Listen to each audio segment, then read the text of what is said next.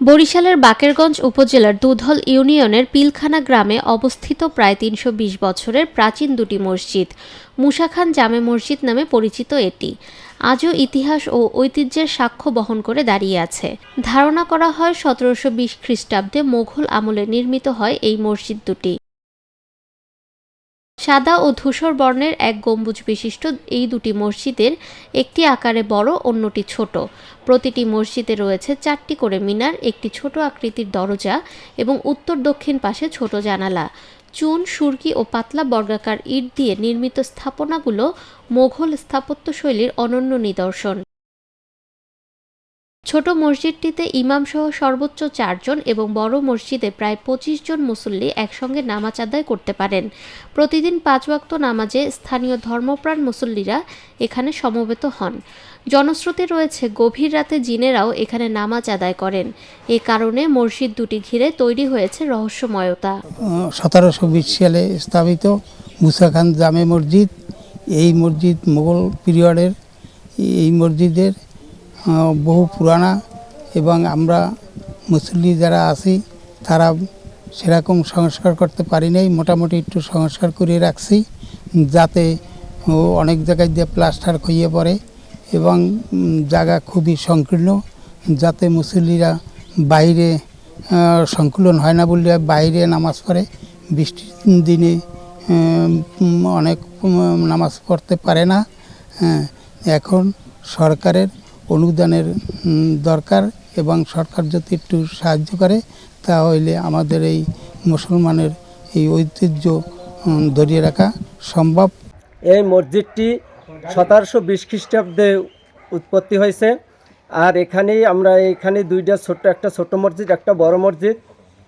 কিন্তু এখানে আমরা যে নামাজ পড়ি, নামাজের সময় কিছু শব্দ পাওয়া যায়।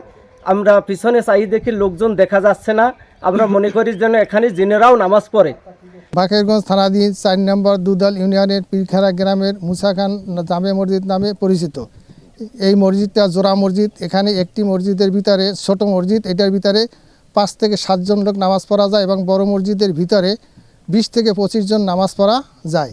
আমাদের এই মসজিদটা দীর্ঘদিন যাবৎ অবহেলিত, কোনো লোকজন এখানে ভালো নাই যারা এই মসজিদের খোঁজখবর নেবে বা সংস্কারের জন্য কাজ করবে। তাই আমরা এলাকার মুসল্লিগণ মিলিয়া আর সামান্য কিছু অর্থ উঠাইয়া বাইরে প্লাস্টার করেছি এবং বিভিন্ন জায়গায় দিয়ে এখনও প্লাস্টার খুললে পড়িয়া যায় এবং ভিতরে বর্ষার দিনে ভিতরে নামাজ পড়া যায় না। বিভিন্ন রকমের সমস্যা আছে। বর্ষার দিনে আমরা বাহিরের লোকজন তাঁবু বিছাইয়া তারপর নামাজ পড়তে হয়। আমাদের এই মসজিদটা সরকারের কাছে বিশেষ অনুরোধ, যাতে আমাদের মসজিদের প্রতি সরকার একটু খেয়াল রাখেন এবং এই মসজিদখানা সংস্কারের জন্য কিছু সাহায্য সহযোগিতা করলে আমরা এই পুরানো দিনের এই ৩০০-৩৫০ বছর আগের মসজিদের স্মৃতিটা ধরিয়ে রাখতে পারবো। তা নাহলে এগুলো বিলীন হয়ে যাওয়ার সম্ভাবনাই বেশি। ঐতিহাসিক গুরুত্ব ও নান্দনিক স্থাপত্য দেখতে দূর দূরান্ত থেকেও দর্শনার্থীরা আসেন। তবে যথাযথ রক্ষণাবেক্ষণের অভাবে দেয়ালে নোনা ধরেছে, খসে পড়ছে কারুকাজ। এবং ১৭২০ সালে এই মসজিদে স্থাপিত। এই মসজিদের মাধ্যমে অতীতের বহুত পুরানো কারুকার্য আছে, সামনে পিছে সব দিকে ছিল, এখনও সব ভেঙে ছেড়ে জরাজীর্ণ হয়ে গেছে। এখানে জিনেরাও নামাজ পড়ে। নামাজ পড়তে গেলে মনে হয় যে জিনে নামাজ পড়ে, এখন শব্দ বাজার লোক করতেছে, নামতেছে বিভিন্ন। এদিকে একটা ঐতিহ্য একটা যা কোথাও দেখা যায় না, এখানে দেখা যায়।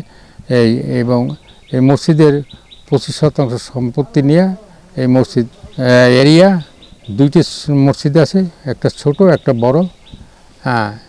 ছোটোটায় ৪-৫ জন লোকের নামাজ পড়তে পারে আর বড়টায় ২৫-৩০ জন লোকের নামাজ পড়তে পারে। পিলখানা মুসা খান জামে মসজিদ ৩৫০ বছর আগের জোড়া দুইটা মসজিদ।